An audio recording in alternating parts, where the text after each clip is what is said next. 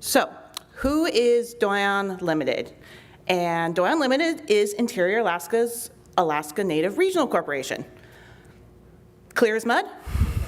So, roadmap for today. I'm going to talk about the history of Doyon and Indigenous land ownership in Alaska. And then I'm going to talk about communicating land boundaries, some of the common challenges we have, and the map products we make for Doyon's primary audiences, which include our shareholders, the government, federal, state, local, other Alaska residents, and visitors and tourists. So, a very brief history, very, very brief. I had to really cut down this section. It was really hard. Time immemorial. Alaska Native people have lived in Alaska. Archaeological and linguistic evidence show human habitation for at least 15,000 years. 1741, Vitus Bering sets off from the Russian Far East and encounters Alaska for the first time. 1867, Treaty of Cession, the United States purchases Alaska from Russia. This does not address the land rights of the Alaska Native people in the purchase of Alaska from Russia. In 1884, the Organic Act establishes the Civil and Judicial District of Alaska, and the only mention of Aboriginal rights are that Alaska Natives shall not to be disturbed, and the terms to acquire land title is reserved for future legislation by Congress. So they just kicked that can down the road. And I want to say from the very beginning with the people's encounters with colonial powers, Alaska Native people have been advocating for their land rights. In 1870, just 3 years after statehood, the Tlingit tribe testified to Congress and said, we are not happy about this land sale. That money shouldn't have gone to Russia, it should have gone to us. And in 1915, the first Tanana Chiefs Conference occurred where representatives from Koschaket, Tanana, Salcha, Minto, went to Judge James Wickersham and advocated for land title, amongst other things. So from the beginning, Alaska Native land people have been defending their land. So 1959, Alaska becomes the 49th state. This is significant because the state of Alaska is entitled to 104 million acres under the Equal Footing Doctrine. And this and many other things, including the proposed Rampart land, which would have created a reservoir the size of Lake Erie in the Yukon Flats, the Project Chariot, which would have created a deep water port off the north slope of Alaska using nuclear bombs, and the discovery of oil in Prudhoe Bay in 1968 all culminates in the creation of the Alaska Federation of Natives, which is actually currently meeting today in Anchorage, Alaska, to advocate for Indigenous land title. Fast forward to 1971, and we have the Alaska Native Claims Settlement Act, also known as ANCSA. It was signed on December 18th by President Richard Nixon and transferred 44 million acres of land to Indigenous people under an entirely new type of Indigenous land management, placing the land ownership in for-profit corporations. So this is fee simple title to the surface and subsurface to 44 million acres. The corporations would be created and consist of shareholders with 1/4 or greater blood quantum Alaska Native, and it created over 200 village corporations and 12 regional corporations with 1/13 land list that nobody really talks about anymore. And almost $1 billion was distributed to these Alaska Native corporations. And I apologize that the subtitles cover up the bottom of the thing. So this was the start of the process. Approximately 2 million acres of land had already been conveyed as reservations to the Tetlin and Venati tribes in St. Lawrence Island, but otherwise it was 42 million acres of land that needed to be surveyed and conveyed. So I wanted to show some pictures of the early days. In 1971, ANCSA passed. In 1978, the land selections were due. This was a Herculean effort by, well, they're elders now, but they weren't necessarily at the time.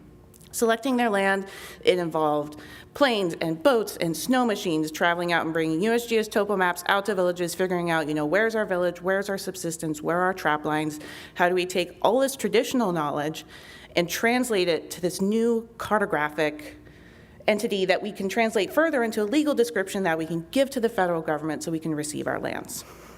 The gentleman with black hair in the top left, that's Tim Wallace. He's still recognizable today because his haircut has not changed in 50 years. So this wasn't that long ago. The people who worked on this process in the 70s, they're still alive and kicking and doing great today. So what does 10% of Alaska look like? So everything in Chartreuse, I'm so happy this color shows up.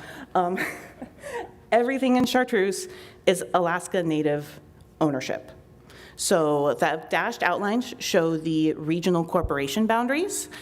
So this is where the regional corporations and their associated village corporations could select their lands from, except for Siri, but I don't have time to get into Cook Inlet land status today. So when I say the Doyon region, I'm talking about that area I just circled. That is where Doyon and its 34 villages could select land from to receive land title.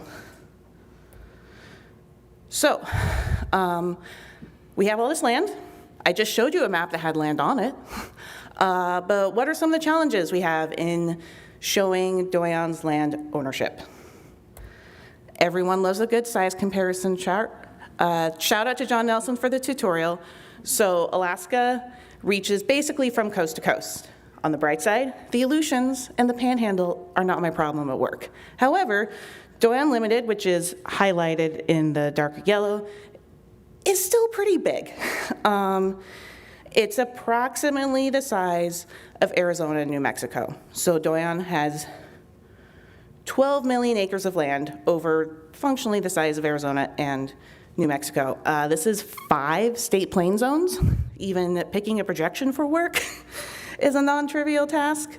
I have some common US cities, if you're familiar with the lower 48 geography, so like Phoenix and Albuquerque and Las Vegas, just to kind of show like relative size, because Alaska really commonly gets distorted under the Mercator projection. So also, Alaska, not a lot of roads.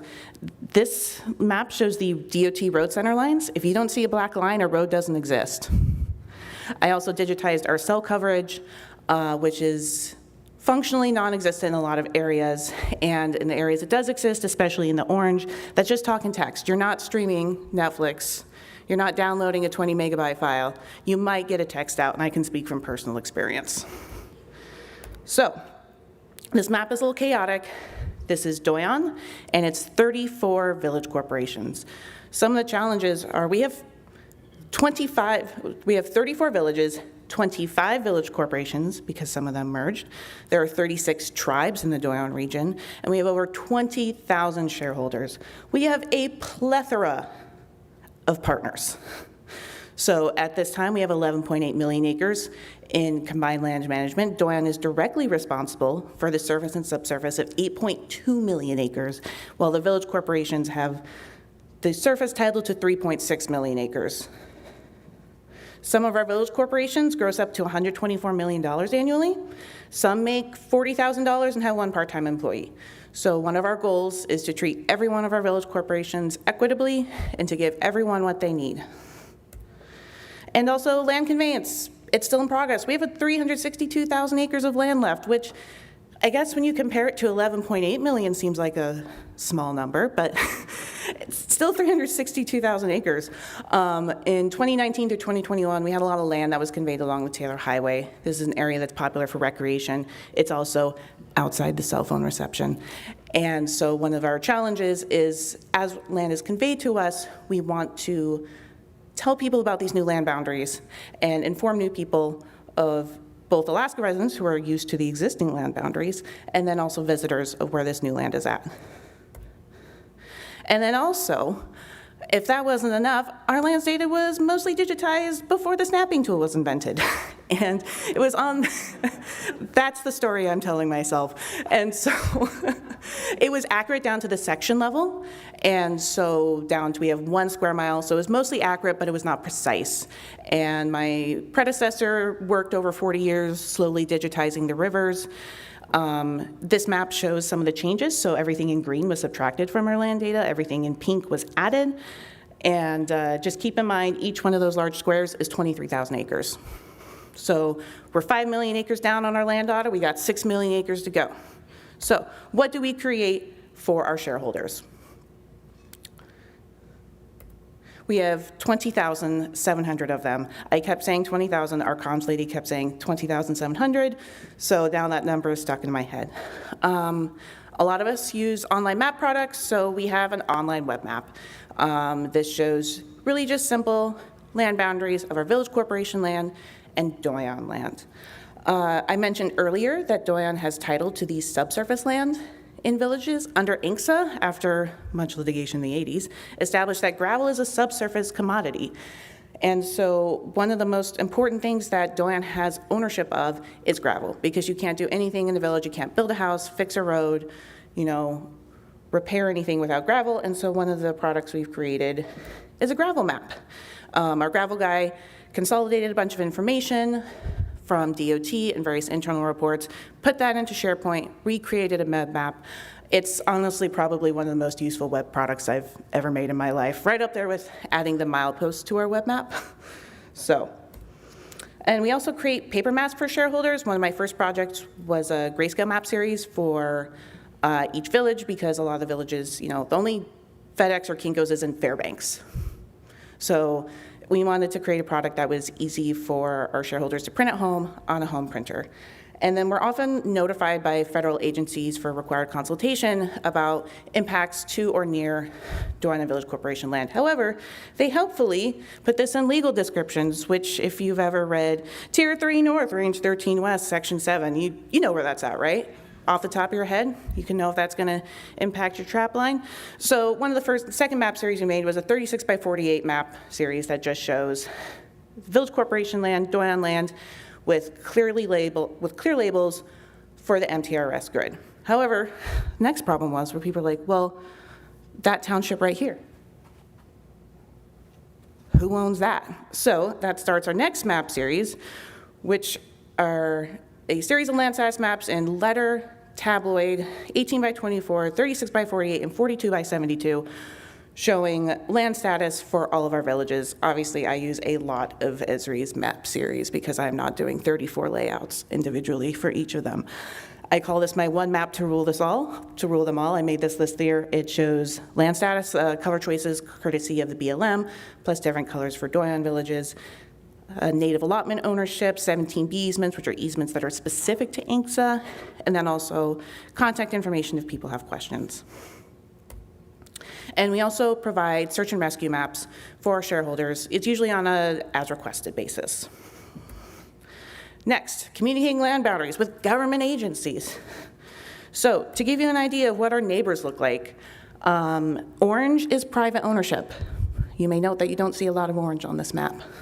Purple is INCSA land, and green and blue are, green is federal, blue is state. So the vast majority, 99% of our neighbors, they're federal agencies, they're state agencies. And so we have our own internal maps that we use to communicate with agencies of like, this is where our land is, this is how your project is going to impact us. We also lobby on behalf of our, our interests in Washington, DC. So it's a lot of work. We also work with the Alaska Fire Service. They are required under INCSA to provide protection for INCSA land, and with the caveats, sending them data. So, everyone else.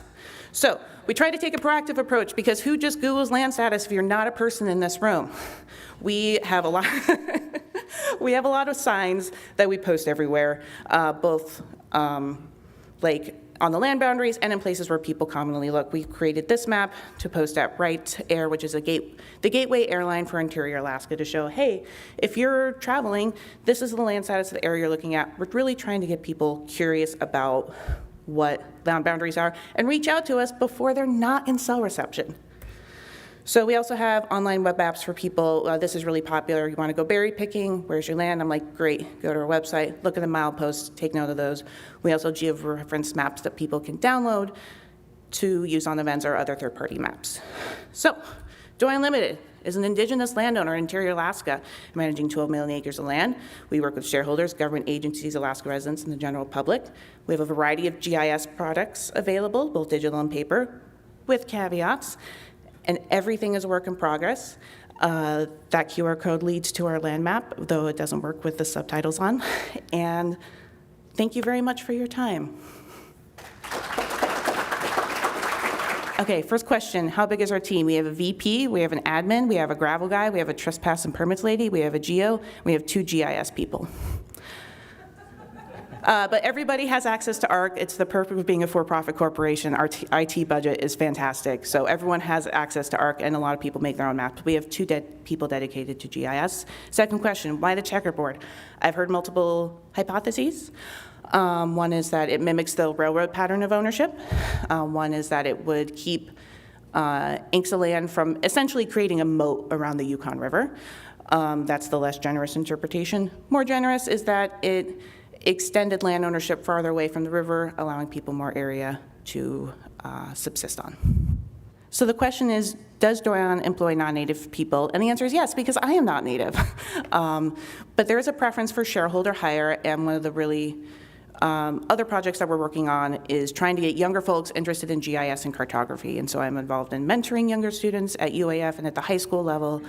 And also I put on trainings at village corporations, so if like you just didn't happen to casually learn about the public land office grid in your college education, here's a place to learn about and here's how to use it to protect your lands. Thank you so much, Jaenell.